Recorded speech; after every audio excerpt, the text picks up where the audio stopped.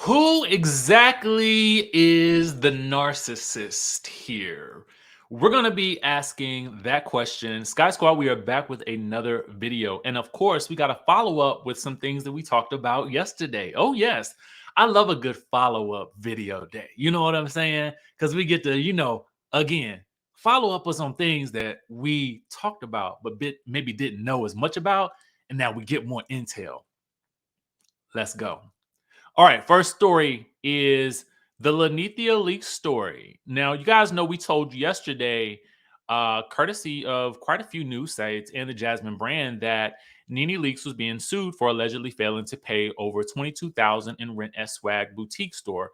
So this was the Swag Boutique that was in Sugarloaf Mills.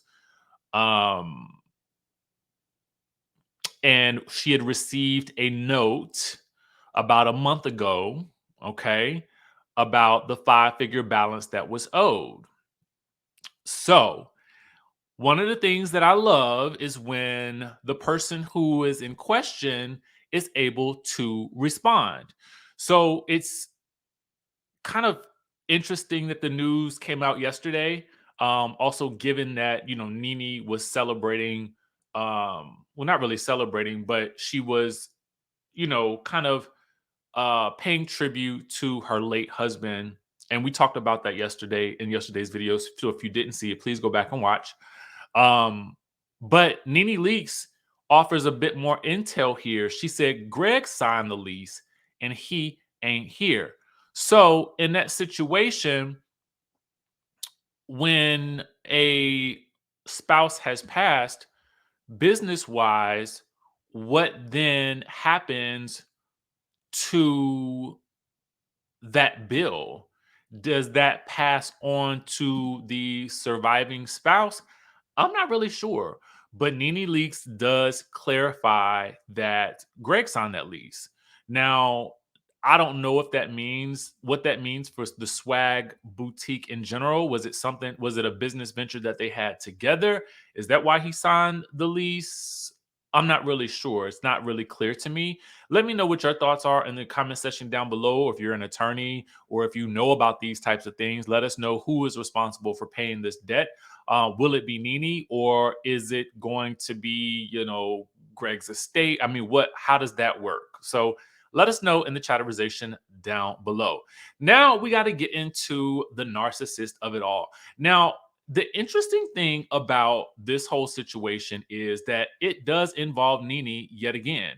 And this is not the first time that Nene has made really pointed statements about narcissists.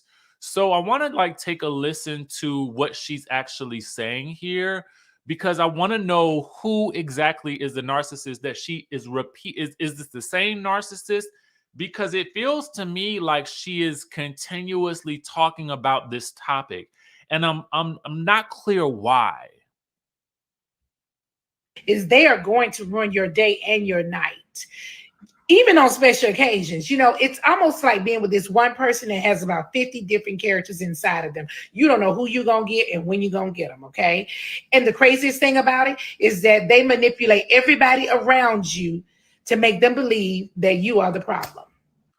So my question then is, I don't know. I guess I feel like because this isn't the first time that she's made this statement, who are you hanging out with that you need to continuously call out about this narcissistic behavior?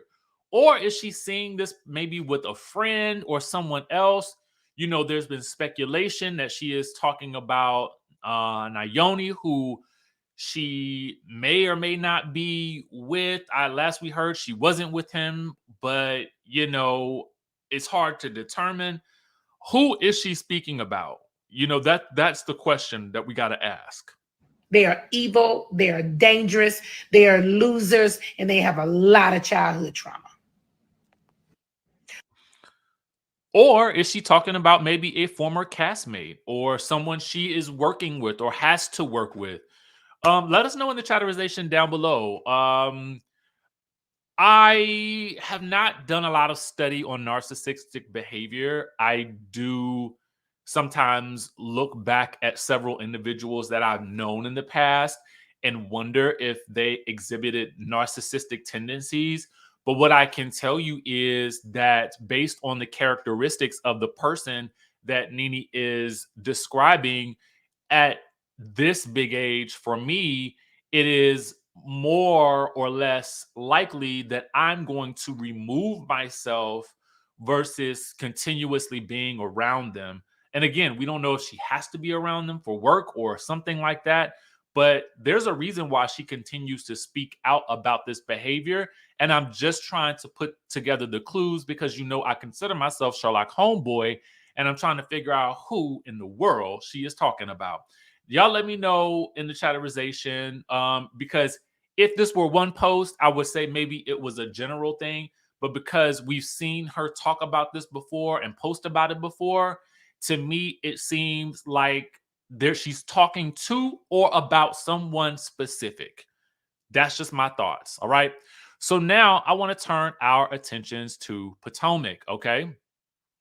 Now, Candiace, we got some good intel from her about the altercation with Deborah and Kiana, and how Deborah allegedly threw something at her while her back was turned, which is just a low down and dirty move, if you ask me.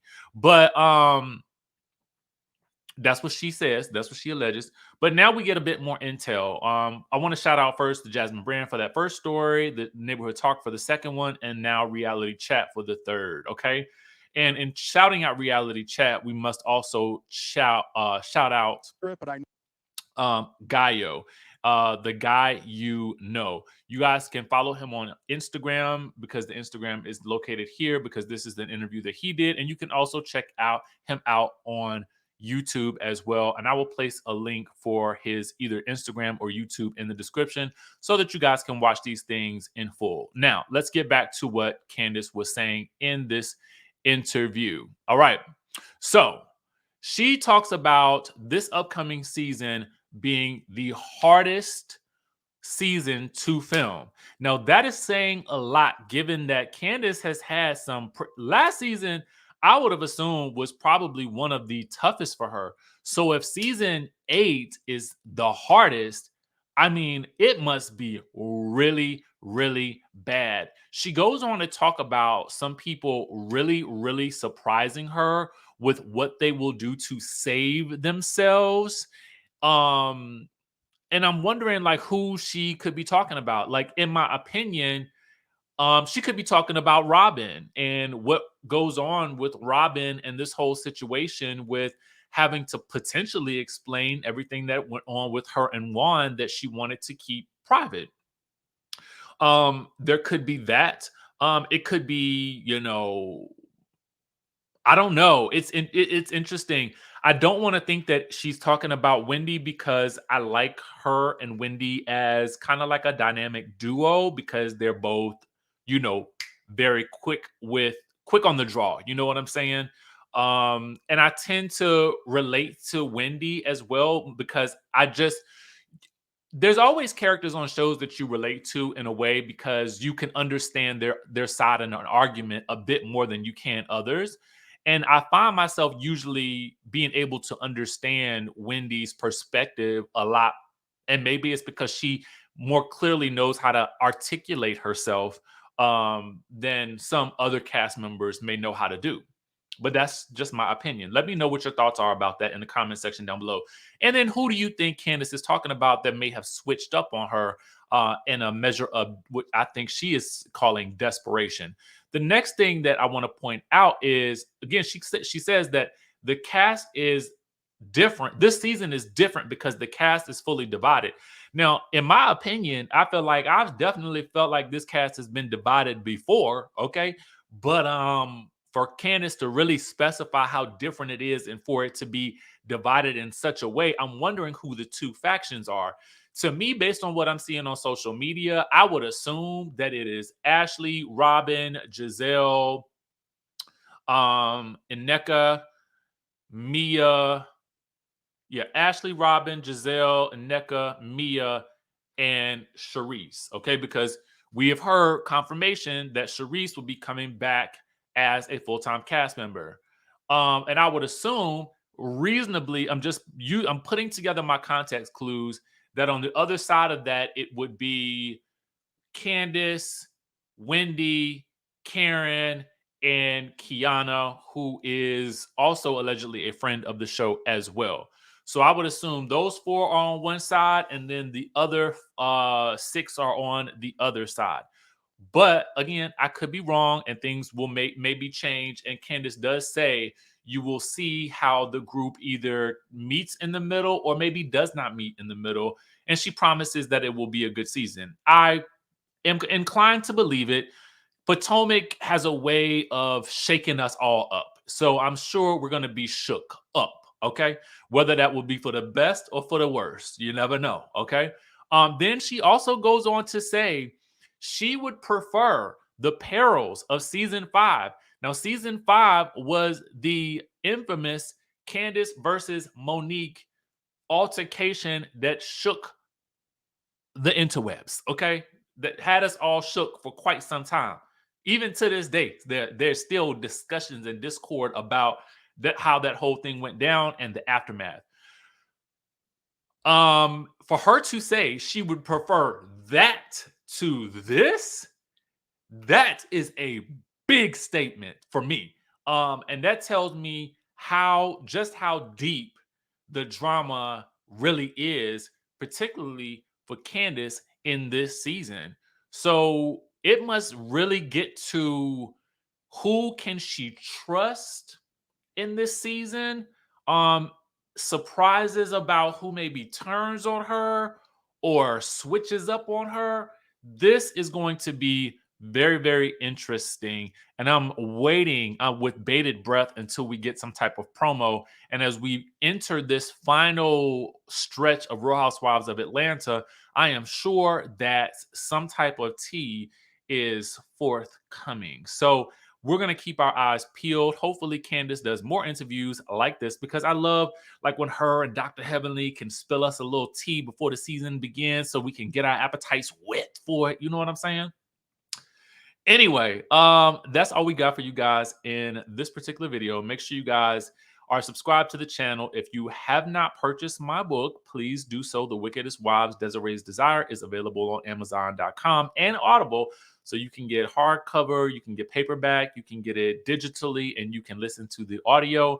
I am, again, almost like I am 97% done with book number 2. So hopefully we can get this out to you guys very, very soon. I know those of you guys who love the first book, you want answers. And so we got to give you some answers and some follow-up, and some more questions are going to pop up too. So be on the lookout for that. And with that being said, of course, I will catch you in the next video. So I'm Richie Skye, the author and publisher of The Wickedest Wives, Desiree's Desire, which is book 1 in a series. This book is about redemption. It's the story of a disgraced journalist who has lost everything. And now she has to rebuild her life brick by brick. And what better way to do that than to join a reality TV show? Why not? Now, not only are we talking reality TV, so you know there's going to be scandal, you know there's going to be a little bit of deception, backstabbing, a little romance, and why not throw in a sprinkle of murder to really round out the excitement? So I really want you guys to dive headfirst into these books. Desiree's Desire is just the first of many to come. So I'm super excited for you guys to read this, and I want to know exactly what you think. So be sure to follow, like, share, and subscribe, and stay tuned for more.